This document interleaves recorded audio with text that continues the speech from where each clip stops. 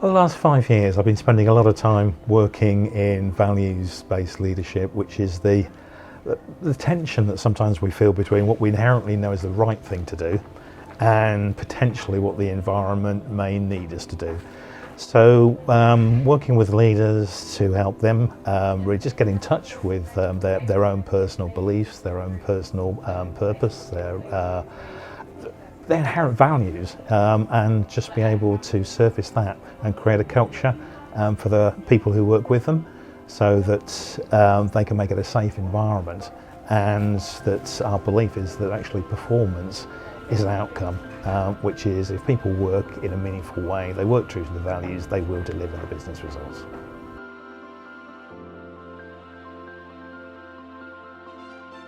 Well, we've been typically working with, and this is probably over the last 4 or 5 years, it's been environments of quite high public scrutiny, high risk, high regulation,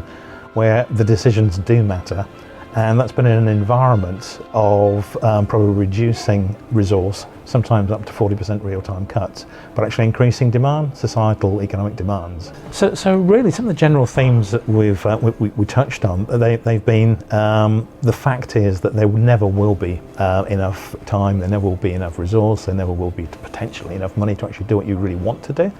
So it always seems to be a little bit of tension around really what we would love to do,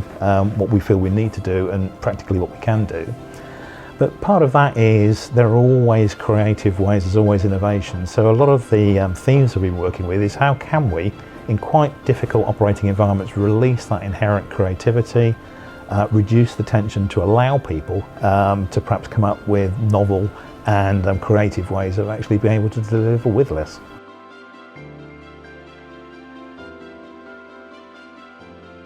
My background, my original degree is actually in food science, and I spent the first 25 years in an operational career in the food industry with greenfield, brownfield sites, rationalisations, closures, and latterly doing a lot of work for the EU overseas. So I did a lot of work in Africa, India, Caribbean, and the difference in the culture, the difference in some of the sort of the norms over there, I think really gravitated towards people. So probably half my career in operational, and then moving more into a role included HR director for a large multi-site organisation, and latterly as a coach and consultant.